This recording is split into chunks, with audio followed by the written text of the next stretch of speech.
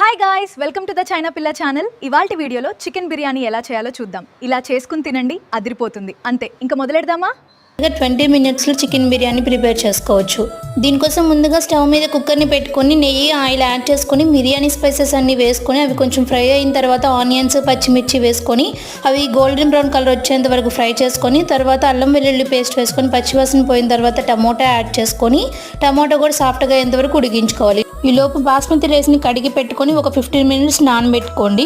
Tomato సాఫ్ట్గా అయిన తర్వాత చికెన్ యాడ్ చేసుకొని పసుపు, కారం, ధనియాల పొడి, టేస్ట్కి తగ్గ సాల్ట్, కొద్దిగా పెరుగు, కొంచెం కొత్తిమీర యాడ్ చేసుకొని చికెన్లోని వాటర్ మొత్తం ఎగిరిపోయేంత వరకు ఉడికించుకోవాలి. ఇలా ఆయిల్ సెపరేట్ అయ్యేటప్పుడు మనం నానబెట్టుకున్న బాస్మతి రైస్ని యాడ్ చేసుకొని 1 నిమిషం ఫ్రై అయిన తర్వాత వాటర్ యాడ్ చేసుకోవాలి. ఇక్కడ నేను 1.5 గ్లాస్ బాస్మతి రైస్కి 2 గ్లాసెస్ వాటర్ యాడ్ చేశాను. కొంచెం కొత్తిమీర, నెయ్యి యాడ్ చేసుకొని కుక్కర్ మూత పెట్టి 2 విజిల్స్ రానివ్వాలి. అంతే అండి, ఇలా చాలా సింపుల్గా ఇన్స్టెంట్గా చికెన్ బిర్యానీ ప్రిపేర్ చేసుకోవచ్చు. చాలా టేస్టీగా ఉంటుంది, ట్రై చేయండి.